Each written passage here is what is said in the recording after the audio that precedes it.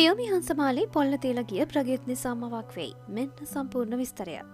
පියුමි හංසමාලි මේ දිනවල සමාජ මාධ්‍ය පුරාවටම කතාබහට ලක් වුණේ දෙවැනි කසාද සැමියාත් ඇයව අත්හැරයාමේ පුවත සමගයි.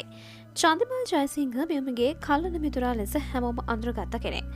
රූපලවන ශේත්‍රයේ ඉන්න මේ දෙන්න එකට එකතු වෙලා යාළුවෝ වුණේ සමාන ජොබ් කැටගරි දෙකක දෙන්නම ඉන්න නිසා. මේ මාස 31 වනදා චන්දිමාල්ගේ උපන්දිනයේ යෙදී තිබුණ අතර කවුරු නැතත් වසර 10ක් 15ක් තිස්සේ පියුමි ඒ උත්සවයට ළඟින්ම වුණු කෙනෙක්. හැබැයි 2025 උපන්දින සැමරීමේදී ඇය දැකීමට නොලැබීම බොහෝ දෙනාගේ කතාබහට ලක් වුණා.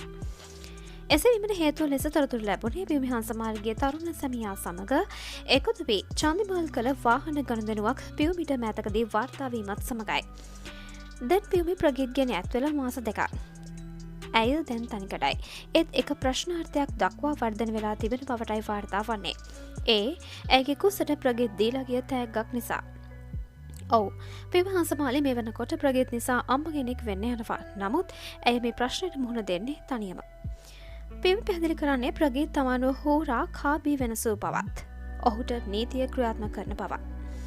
පියුමි හංසමාලට ඔබත් ආදරේ නම් වීඩියෝ එකට ලයික් එකක් දාගෙන යන්න අමතක කරන්න එපා. ගිහින් එන්නම් ඊළඟ වීඩියෝ එකෙන් හමු වීමේ බලාපොරොත්තු ඇතිව.